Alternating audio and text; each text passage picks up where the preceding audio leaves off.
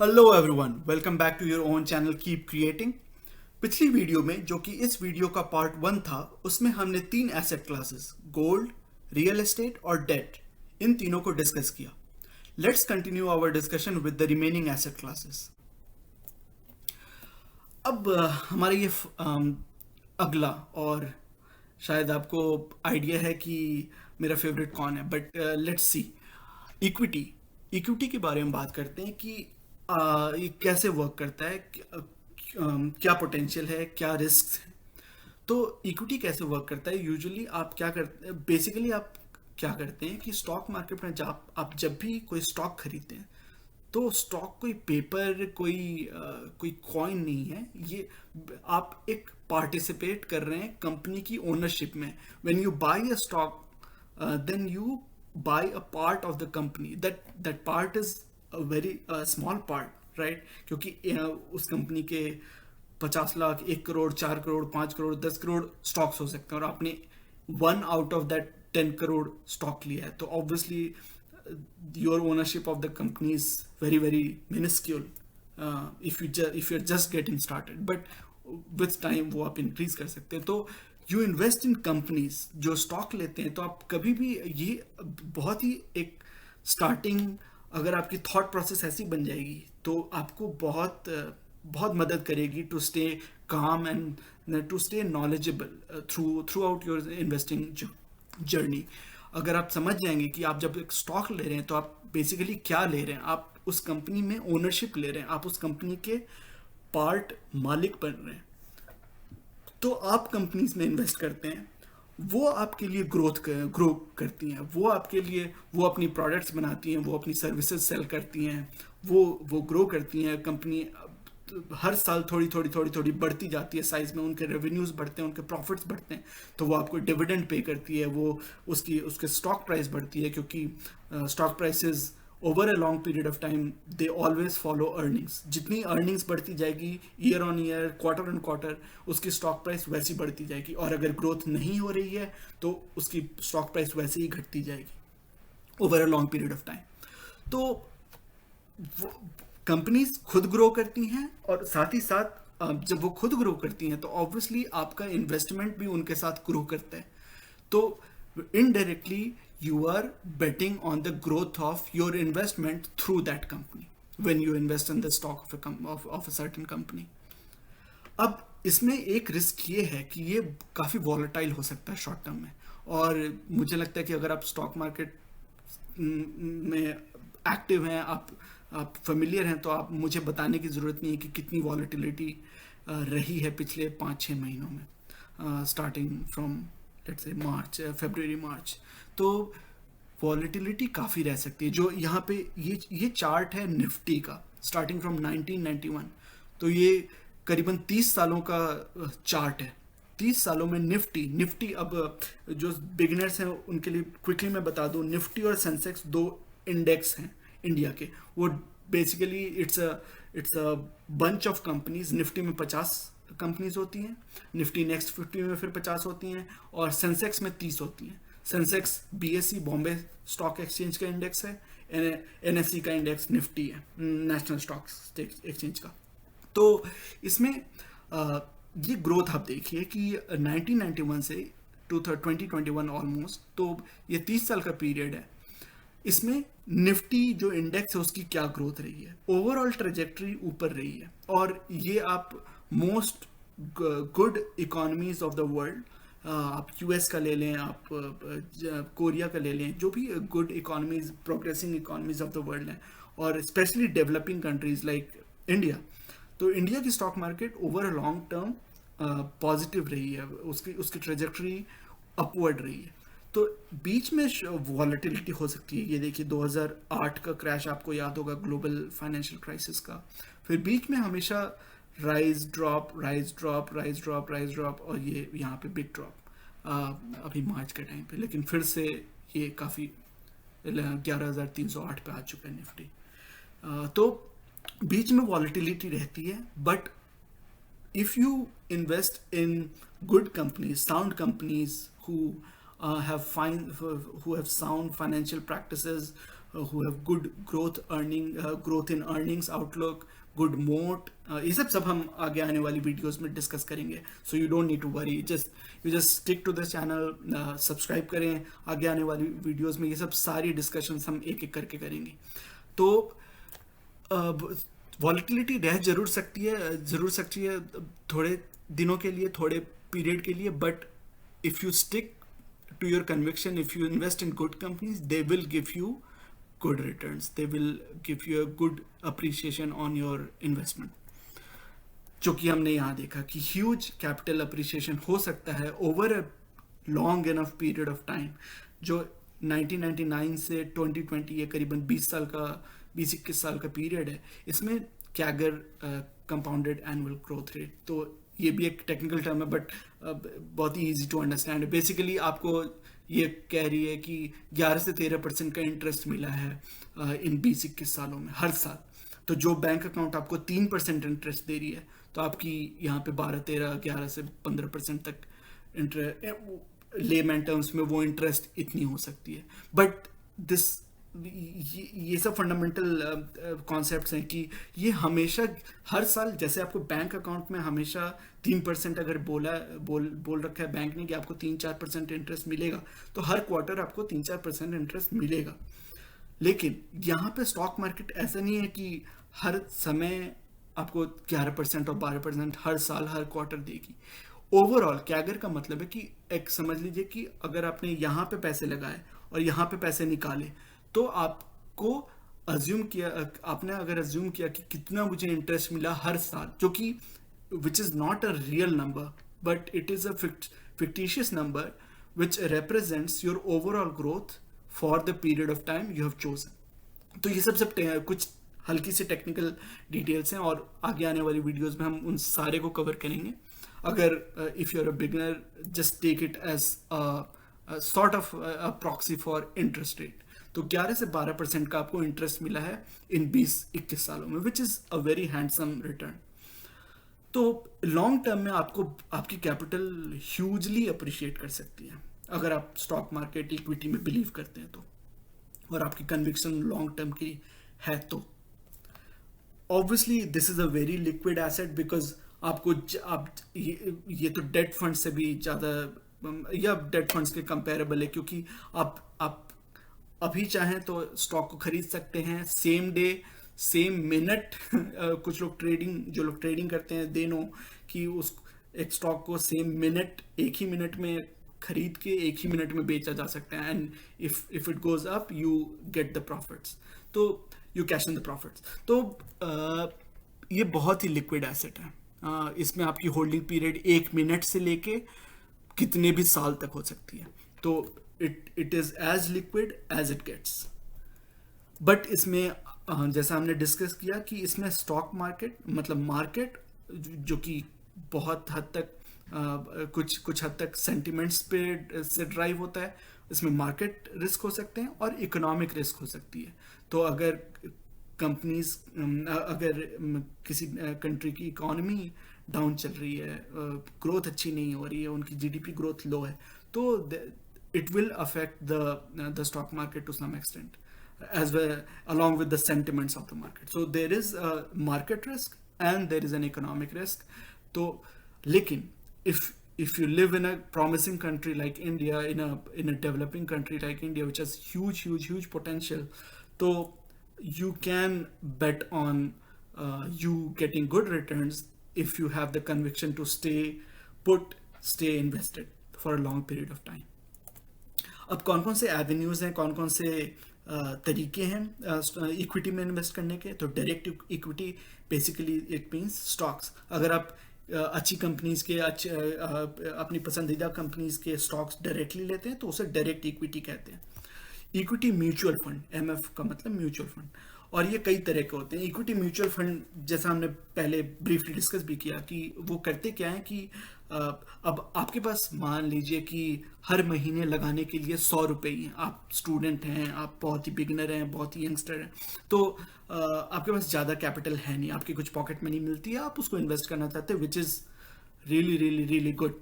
But आपके पास चूंकि ज़्यादा कैपिटल नहीं है, तो आप जैसे HDFC बैंक, अगर आप HDFC बैंक को खरीदना चाहें तो उसकी जो स्टॉक प्राइस है वो 1000 रुपये।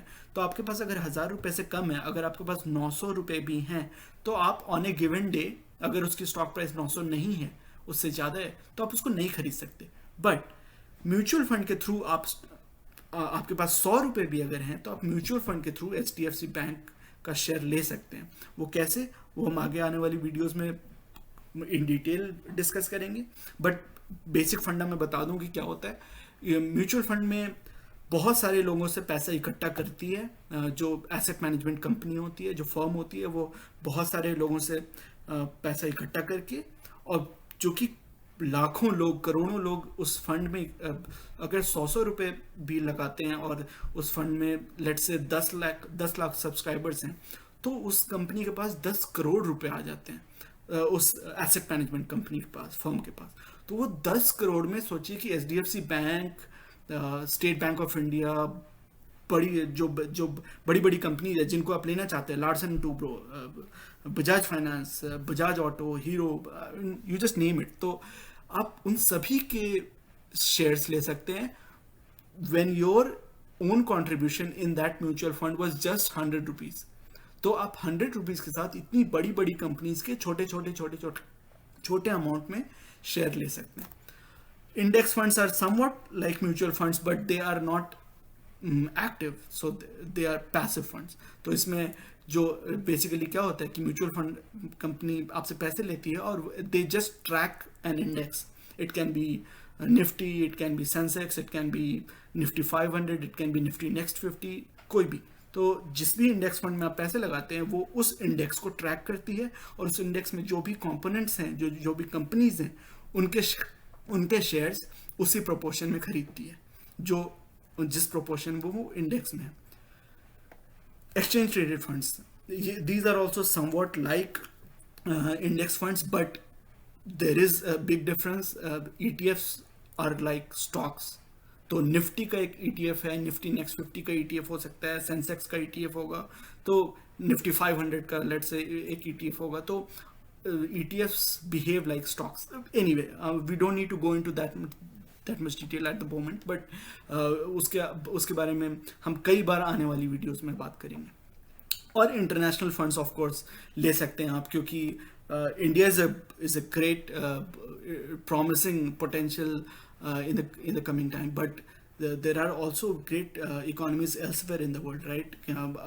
बहुत सारी कंट्रीज हैं, आप यूएस को ले लो, बड़ी बड़ी कंपनीज यूएस में लिस्टेड हैं, अमेजॉन, गूगल, जिन सभी के प्रोडक्ट्स हम यूज़ करते हैं, Samsung which might be listed in south Korea. तो इन सभी के प्रोडक्ट्स हम यूज़ करते हैं, तो why should we not look at those companies for investment, right? अगर आपको उन कंपनी के प्रोडक्ट अच्छे लग रहे हैं, उन कंपनीज के, तो why it makes sense to invest in those companies, right? Because if you like the product, probably a lot of people also like that product, and if they like the product, it will keep increasing their the company's earnings and growth. तो आप international funds को भी देख सकते हो, और उसके बारे में हम बात करेंगे आने वाली वीडियोस में। Okay, so this might look interesting, right? कि मैं क्रिप्टो करेंसी के बारे में क्यों बात कर रहा हूँ। मैं इसलिए बात कर रहा हूँ क्योंकि बहुत सारे लोगों की बैक ऑफ द माइंड ये क्वेश्चन होता है कि बिटकॉइन आपने 2017-2018 में क्या हुआ आपने देखा, कहाँ से कहाँ बिटकॉइन, लाइटकॉइन और इथीरियम और व्हाट नॉट। तो इसमें बहुत लोगों ने इन्वेस्ट किया, quote unquote invest, but I don't know how many people actually believe or how many are convinced about the technology. तो यहाँ पे बेसिकली आप रोक के पढ़ सकते हैं कि क्या मैंने लिखा है, बट बेसिक फंडा ये है कि मैं अभी तक मेरा कन्विक्शन क्रिप्टो करेंसी में फुली डेवलप नहीं हो पाया है।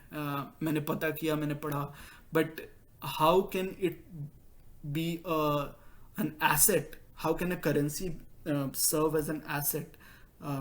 तो anyway, तो that's a different discussion. तो प्लस इसके साथ ये it falls in a gray area as far as legality goes. तो बहुत सारी कंट्रीज में ये लीगल हैं, बहुत सारी कंट्रीज में बैंड हैं, यूएस में लीगल है, इंडिया में बैंड है, चाइना में बैंड है, व्हाट नॉट। तो हर हर साल रूल्स चेंज होते होते, तो I don't need that, I don't have the room to worry about that.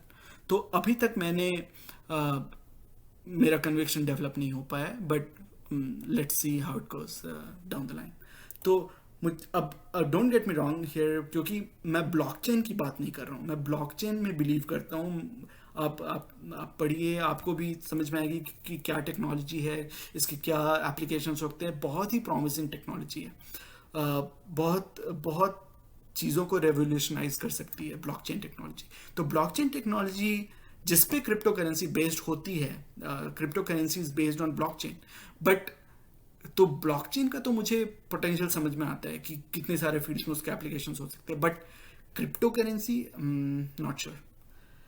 तो और यहाँ पे वॉरेन बफेट जी का आपने उनकी ओपिनियन यहाँ पढ़ ली होगी शायद, और पढ़ सकते हैं कि वो कहते हैं कि it's just a mirage. Mirage मतलब it's just an illusion, it's not real. The idea that it has some huge intrinsic value is a joke in my view, वो कहते हैं। तो एनीवे, तो दैट्स अबाउट क्रिप्टो करेंसी। मैं उसको address करना चाहता था, I did not want to just shy away from it, not talk about it, क्योंकि I just wanted to be honest with you. अब बात करेंगे कि सारे एसेट क्लासेस, इसमें मोस्ट एसेट क्लासेस इस ग्राफ में इंक्लूडेड हैं। अब हम बात करेंगे कि इन सारों को कंसिडर करने की ज़रूरत क्यों है, why should we not just go with one asset class, right? If we have the conviction, why not? But ये आपको ग्राफ दिखाएगा कि इन 10-11 सालों के बीच में कौन सी एसेट किस तरह से उसने बिहेव किया है। तो ये येलो लाइन जो है वो गोल्ड के लिए है, which is very relevant, right? Yellow gold, right? तो ये येलो लाइन गोल्ड के लिए, जो अभी आपने रिसेंटली देखा कि ये एक साल के भीतर 2019 से 20 के बीच में क्या इसकी ग्रोथ हो गई है, और इतने सालों तक ये धीरे धीरे धीरे बस यहाँ पे जिस लेवल में था 2012 में, ऑलमोस्ट उसी लेवल पे 2018 के मिड 2019 में था। तो एनीवे, तो वो हमने ऑलरेडी डिस्कस करा। डेट हमने डिस्कस किया कि ये kind of like a very safe, like consistently growing asset class होता है। तो आप ये हरी लाइन देख सकते हैं, ये धीरे धीरे धीरे धीरे बस बढ़ा जा रहा है, धीरे से टर्टल की तरह। फिर अब ये वाइट लाइन है index fund, sorry excuse me, international equity funds. तो इंटरनेशनल इक्विटी, अब इसमें मुझे लगता है ये यूएस मार्केट को दिखा रही है, और it might be a composite index that has several other countries as well, but मुझे लगता है ये यूएस मार्केट की रिप्रेजेंटेटिव है। तो यूएस मार्केट ने ऐसा बिहेव किया है, एंड ऑब्वियसली यू सी कि वर्ल्ड की कितनी बड़ी बड़ी कंपनीज यूएस मार्केट में लिस्टेड हैं। वो इंडिया में भी उनकी सब्सिडियरीज हैं, फॉर एग्जांपल अमेजोन, राइट? लेकिन वो लिस्टेड वहाँ पे हैं यूएस में। तो बड़ी बड़ी कंपनीज के ग्रोथ भी अच्छे होते हैं, मोनोपोली बिजनेसेस होती हैं ये, तो उनकी ग्रोथ रिसेंट हिस्ट्री में तो अच्छी रही है, आगे क्या रहती है वो देखना पड़ेगा। और यहाँ पे हम डोमेस्टिक जब बात हो रही है तो इंडिया की बात हो रही है, तो ये ऑरेंज लाइन यहाँ पे डोमेस्टिक इक्विटी, तो ये थोड़ा टर्बुलेंट रहा है, ऊपर नीचे, but it has shown good growth. तो हम देख रहे हैं कि हर एसेट क्लास की कुछ ना कुछ यूटिलिटी है, कुछ ना कुछ उसके अपॉर्चुनिटीज़ हैं, उसमें कुछ ना कुछ चैलेंजेस हैं। तो वो क्या है वो हमने ऑलरेडी डिस्कस करा। Let's look at this now. So ये चार्ट्स, ये पाई चार्ट से आप थोड़े बहुत फेमिलियर होंगे, क्योंकि हमने इस चैनल के फर्स्ट वीडियो में इसको डिस्कस करा था, राइट? आपको याद है? तो this was very interesting to look at, right? तो हाँ, यहाँ पे क्विक ओवरव्यू देने की कोशिश करी मैंने। तो इक्विटी में आप अगर 10,000 की एसआईपी करते हैं 25 साल के लिए, और एक्सपेक्टेड रिटर्न आपकी 15% है, या आप 12% ले सकते हैं, 15%, 18%, जो भी आप या ये तो बस एक एग्जांपल है, राइट? तो actually 15% is not an unreasonable return, considering if you invest in good companies with with good earnings potential, with good corporate governance, with moat, with industry practice barriers, barriers to entry. तो मतलब anyway, sorry for the tangent, मैं थोड़ा भटक जाता हूँ कभी कभी। तो यहाँ पे हमने बात करी कि अगर आपने 15% का इंटरेस्ट लिया, रिटर्न लिया पर एनम, तो आपने 10,000 पर मंथ के रेट से 25 साल के लिए इन्वेस्ट किया, तो आपने इन्वेस्ट किया 30 लाख। और 30 लाख के भीतर आपकी इन्वेस्टमेंट की वैल्यू हो गई 3.3 करोड़, करीबन 3.5 करोड़। और ये इस चार्ट में आप पाई चार्ट में आप देख रहे हैं कि जो ऑरेंज पार्ट है वो आपकी इन्वेस्टमेंट है, आपने कितना इन्वेस्ट किया, आपने अपने कितने पैसे लगाए। और जो ग्रीन पार्ट है, जो यहाँ पे आप देख रहे हैं, ये बड़ा part, almost 90% of the whole pie, तो वो कितना है, ये बढ़ के कितना बड़ा पार्ट हो गया। आप देखिए, आपने केवल 30 लाख लगाए और आपके इन्वेस्टमेंट की ग्रोथ हुई 3 करोड़, और टोटल मिलके हो गया ये 3.3 करोड़। तो 90% जो रिटर्न्स लाए आपके investments, they worked for you, they provided the growth needed on your investments. So investments worked for you, investment created value for you. अब यही हमने डेट से सेम एक्सरसाइज, बट यहाँ पे रिटर्न रेट हमने, आप 6 रख सकते हैं, 8 रख सकते हैं, 10 रख सकते हैं, बट 7% के हिसाब से अगर लिया है तो आपने 30 लाख ही इन्वेस्ट किए। आपकी total value including your growth on investments is 81.5, 82 lakhs. तो यहाँ पे भी आपने देखा कि आपने आधे से कम, ये जो ऑरेंज पार्ट है ये आपकी इन्वेस्टमेंट है, तो आपने केवल आधे से भी कम पैसे लगाए, बट आपकी डेट फंड्स में ग्रोथ इतनी हुई कि उसने आपको आधे से ज़्यादा कवर कर दिया आपकी टोटल कॉर्पस का। अब रियल एस्टेट और गोल्ड। अब रियल एस्टेट में आपने देखा 3 से 4% की ग्रोथ, वो जो national housing index, national housing board का इंडेक्स हमने देखा था, तो बड़ी बड़ी सिटीज़ में भी, जो कि प्रोग्रेसिव सिटीज़ हैं इंडिया की, उसमें भी रियल एस्टेट की ग्रोथ 3 से 4% रही है पिछले 5-6 सालों में, 7 सालों में। तो फिर भी हमने यहाँ 5% लिया है। अब गोल्ड की जो रिटर्न है वो बड़ी ही अनप्रेडिक्टेबल होती है। आपने देखा कि यूएस डॉलर टर्म्स में क्या ग्रोथ रही है, मतलब अभी जाके वो 2011 के बाद, अभी जो 2011 में प्राइस थी, वो आज जाके वो प्राइस हुई है। तो 5% भी लेना, it's a very it's a very generic assumption. Nobody knows what the growth per annum for gold will be. Real estate में तो आप फिर भी थोड़ा अज्यूम कर सकते हैं कि यार ठीक है, रियल एस्टेट की कुछ तो ग्रोथ होगी, बट गोल्ड के बारे में कितना होगा, हो सकता है हो सकता है बहुत अच्छा हो सकता है ना हो सकता है कम हो, मतलब you can't really say because it is not a company, it doesn't produce anything, it doesn't do anything. ऐसा नहीं है कि वो गोल्ड आपको बना के, मैगी बना के आपके खाने के लिए नहीं देती है, वो आपको किटकैट बना के नहीं देती है, वो आपके कार में पेट्रोल नहीं भरवा देती है गोल्ड। तो it is just a thing, it is a material, it is a metal. तो ultimately how much will it provide, how much returns will it provide you, nobody knows, to be honest. And if somebody has fun with you, if somebody is kidding you by saying कि gold में तो इतना return आएगा ही, तो I don't think you should trust that person too long. तो अगर आपने 5% मान भी लिया, तो भी आपने 30 लाख इन्वेस्ट किए और आपकी इन्वेस्टमेंट ने भी 30 लाख प्रोड्यूस किए, तो ये टोटल वैल्यू आपकी करीबन 60 लाख बन गई। तो ऑलमोस्ट आधा आपने कंट्रीब्यूट किया, आधा आपकी इन्वेस्टमेंट ने कंट्रीब्यूट किया, और ये आपकी पूरी पाई बन गई 60 लाख की। तो आप देख रहे हैं कि इक्विटी और डेट और रियल एस्टेट, तो आप देखिए कि एक तो पाई का साइज ही कितना बड़ा है।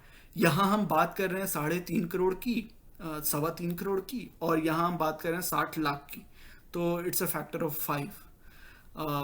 तो ये तो एक तो पाई का साइज ही बहुत बड़ा होगा, और उससे भी बड़ी बात, जो कि सबसे मैजिकल बात है, वंडरफुल बात है, कि आपने उस पाई में इतना ही इन्वेस्ट किया है। यहाँ पे आपको आधा इन्वेस्ट करना पड़ा to achieve the same corpus, right. Just एक visualization of the whole example, but this is the situation that you should hope to reach sometime, right?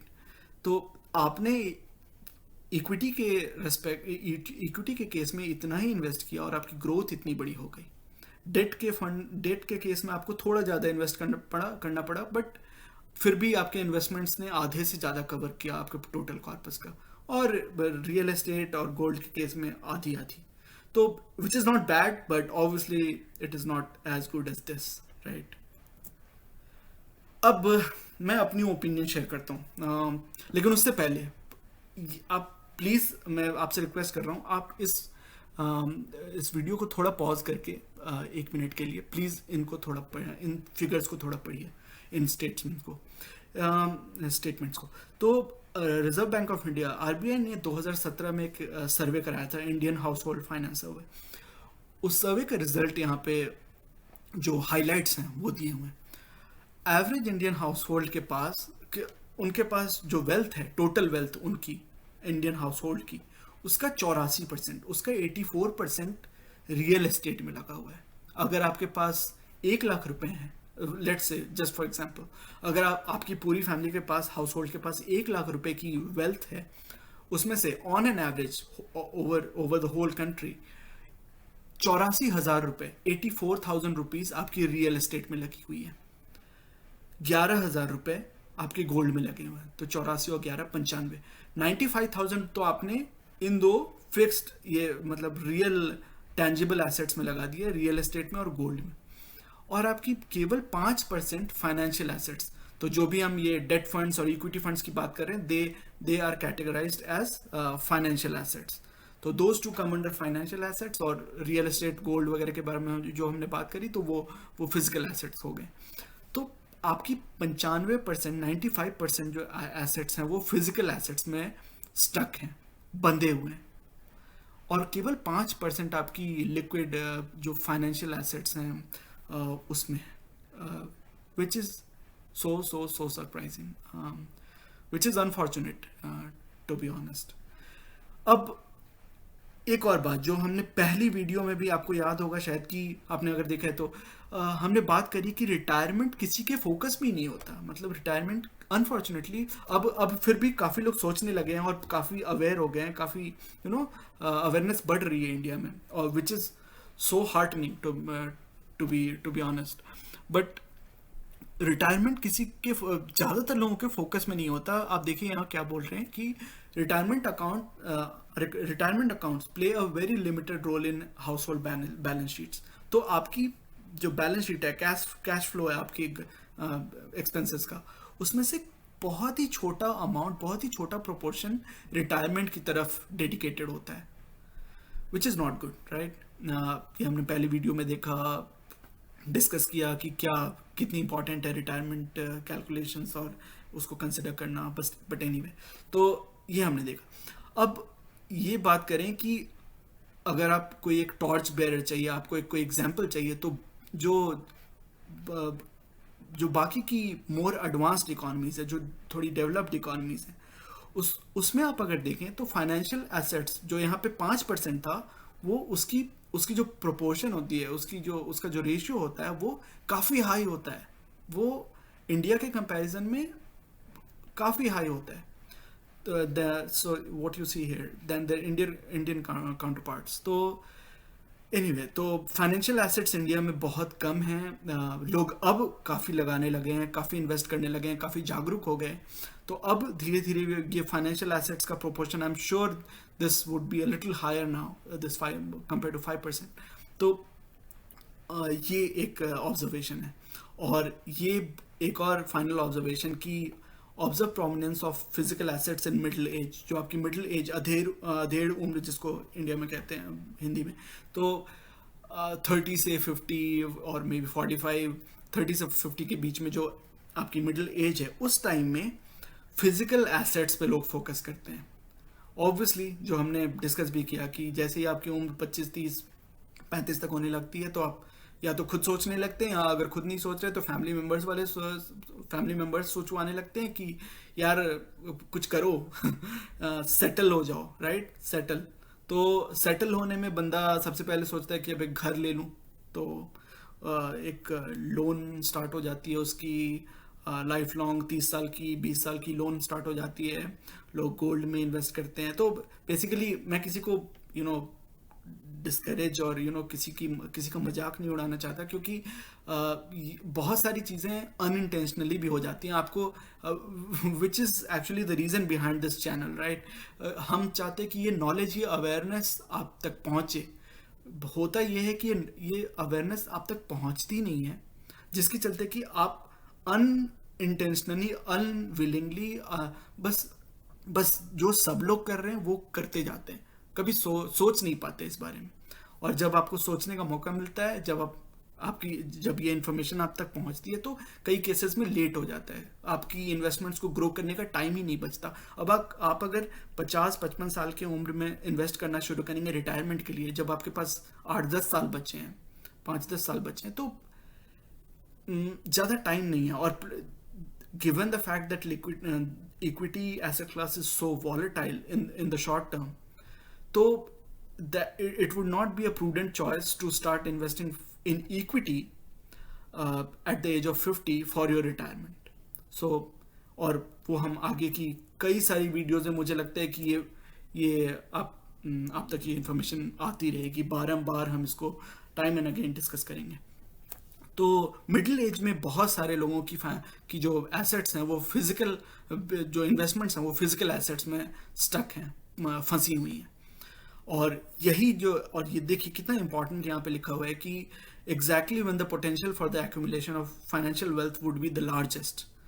इसी टाइम में, ये 25 से 30 से 55-50 साल की उम्र के बीच में ही तो रियल जो गेम है, रियल गेम इसी टाइम पे होता है। This is the time when your retirement is far away, you can take the risk, you can invest in more for a potentially higher return, an asset which can promise you a higher return potentially, but obviously because of the risk, because you have the time, you can take the risk. तो equity में आप invest कर सकते हैं इस time के बीच में, but unfortunately बहुत सारे मिडिल एज इंडिविजुअल्स का जो most highest proportion of investments है वो फिजिकल एसेट्स में अनफॉर्चुनेटली फंसा होता है। तो जब आपको लोन ही देने पड़ रहे हैं, आपकी सैलरी अगर 1 लाख रुपए पर मंथ है, उसमें से लोन ही कट गया 50,000, आपके एक्सपेंसेस हो गए 30,000, आपके थोड़ी बहुत इमरजेंसी फंड्स रखने हैं थोड़ी बहुत, तो क्या आपके पास बचा ही कितना? 10-15 हज़ार पर मंथ। तो 10-15 हज़ार पर मंथ आप अगर अर्ली एज में इन्वेस्ट करना शुरू करते हैं तो then it make sense, then it can make a difference. But अगर आप if you're in your middle age and if you invest just 10-15,000, most likely it will not be enough for your retirement, which is an unfortunate, sad fact, but the fact is a fact. तो मेरी opinion, let's come to that, let's talk about that. Gold मुझे लगता है कि you should not shun gold, you should not just say नहीं gold नहीं, वो पुराने लोग करते थे, वो हमारी जनरेशन गोल्ड नहीं लेती। Maybe that can actually serve you well, but मुझे लगता है कि कुछ रिजर्व पोर्शन आपके पोर्टफोलियो का पार्ट हो सकता है gold, but it should not be considered investment vehicle. It should not be considered an avenue for investment, because as you have seen, returns are very chunky. They remain in a range for so many years, and your goals will not be able to wait for return for gold to make a comeback, right? Your goals are limited. They have a deadline, and gold might not conform. It might not be suitable for that deadline. तो ये एक reserve portion हो सकता है, और most likely होगा भी already, क्योंकि शादी वगैरह में और लोग धनतेरस में, दीपावली के टाइम, मतलब कुछ भी, तो कभी न कभी गोल्ड ले ही लेते हैं। गोल्ड सिल्वर के कॉइन्स ले लेंगे, कुछ ऑर्नामेंट्स ले लेंगे, तो कुछ ना कुछ पोर्शन तो होता ही है आपके लॉकर में या कहीं पे।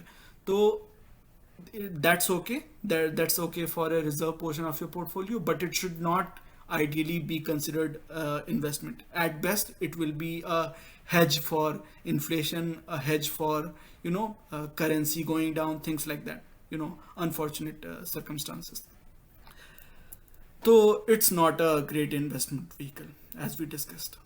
रियल एस्टेट में मेरा ये थॉट है कि आप अगर पर्सनल यूज़ के लिए, अपने रहने के लिए, अगर घर लेना चाहते हैं, तो very well, very understandable, and probably that's even a prudent decision, I would say. But because एक emotional decision भी होता है, right? It's not just, outright a financial decision. So ये डिसाइड करते समय आपको कुछ इमोशंस आते हैं कि आपके बच्चे किस घर में बड़े होंगे, आपका एक लॉन हो, आपका व्हाटएवर. तो depending on your personal preference, it can be used for personal use, I would say. अगर आपको अपने लिए घर लेना है तो you can do that, but not so great for investment, I would say. And this is just my personal view, nothing against people who have real estate investments all over the place.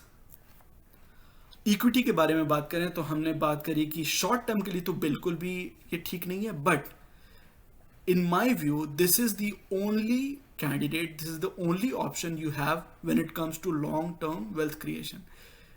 एक होता है ना NOTA, there is no alternative, Tina, none of the above, टीना का मतलब there is no alternative.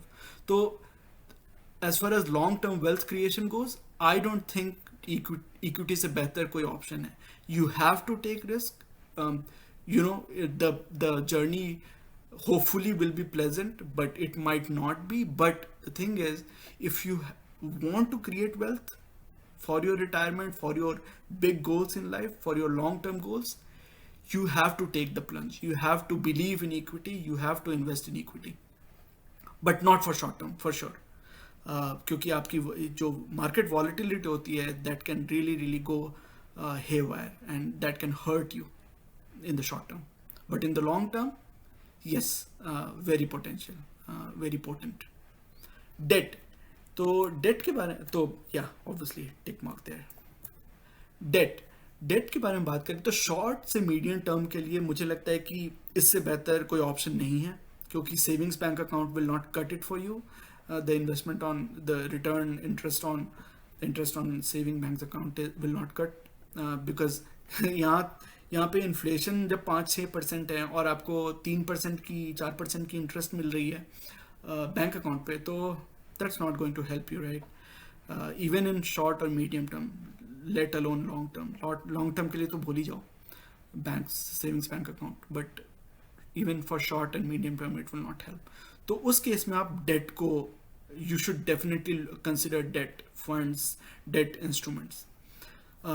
And also for long-term wealth creation, you can use debt along with equity, because you need a peace of mind, you need a backup, you need, ultimately it's all about how much you create. And if you create, if you invest everything in equity, so you create your corpus, you create your funds that you will need, you create the nest egg.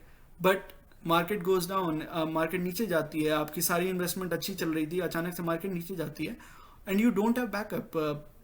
आपकी सारी और and your retirement is like next year और maybe a couple of years, so you can not afford to do that.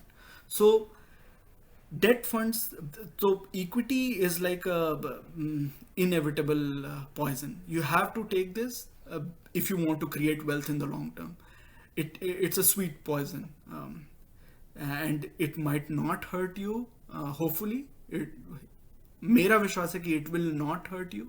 I will not even say it might not. I will say it will not hurt you, क्योंकि मैं equity में इतना believe करता हूँ. Because these are, real companies producing real things. It's not something in the air. It's not notional. जब आप Asian paints का stock लेते हैं तो आप इन्वेस्ट कर रहे हैं उस कंपनी में जो कि इंडिया की सबसे बड़ी पेंट कंपनी है, और वो पूरे देश में पेंट बेचती है, और लोग उसका पेंट यूज़ करते हैं, पसंद करते हैं, बार बार यूज़ करते हैं, तो उसकी अर्निंग्स ग्रो होती है, उसका मोट है, बिजनेस फ्रेंचाइजी अच्छा है, etcetera etcetera. Again tangent, can't help my self. तो इक्विटी के साथ साथ आप डेट को बहुत ही टैक्टफुली, बहुत ही स्ट्रैटेजिकली यूज कर सकते हैं to take profits out of equity regularly, और इस पूरे एक्सरसाइज को एसेट एलोकेशन बोलते हैं.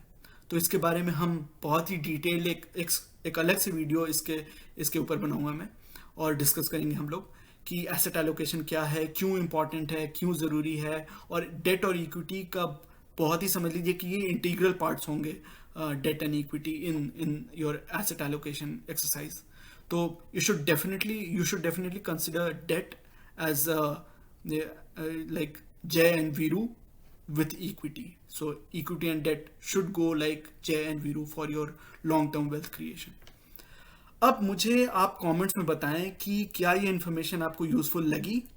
हमने जो सारे एसेट क्लासेस डिस्कस किए उनमें से किस किस में आपकी इन्वेस्टमेंट है, और अगर किसी में नहीं है तो आप किस किस में इन्वेस्ट करने के बारे में सोच रहे हैं. क्या आपको इनके प्रोज एंड कॉन्स समझ आए सारे एसेट क्लासेस के. कमेंट करके बताएं कि आपके लिए और क्या इंफॉर्मेशन हेल्पफुल रहेगी. तो दोस्तों ये था आज का वीडियो. ये सेइंग जो कि है नॉलेज इज पावर सुप्रीम, ये इस चैनल का मिशन है जो कि है आप तक सही नॉलेज पहुंचाना. अगली वीडियो में हम बहुत ही क्रिटिकल टॉपिक पे डिस्कशन करेंगे जो कि होगा आखिर इक्विटी में ही इन्वेस्ट क्यों करें. Why equity is inevitable, why is this a very integral part of your wealth creation journey. बाकी सभी जगह पे आपने सुना होगा, पढ़ा होगा कि आपको सब बताते हैं, ये बोलते मिलेंगे सब लोग कि इक्विटी में इन्वेस्ट करो, इक्विटी में इन्वेस्ट करो, पर कोई लॉजिक नहीं समझाता कि भाई इक्विटी में क्यों इन्वेस्ट करें, क्यों एडिशनल रिस्क जो ये मार्केट वॉलिटिलिटी की होती है वो क्यों लें, क्यों एडिशनल रिस्क लें. केवल हायर रिटर्न की बात नहीं कर रहा हूं मैं दोस्तों. केवल हायर रिटर्न होती है इसलिए आपको इक्विटी में इन्वेस्ट करना चाहिए, ये बात नहीं है. एक बड़े फंडामेंटल रीजन की बात हो रही है यहाँ पे, जो कि अगली वीडियो में हम डिस्कस करेंगे.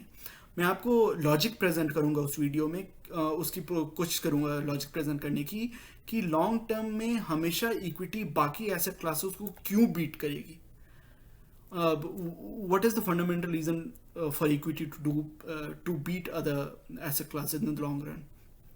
So you should definitely subscribe to the channel and remain posted for further updates.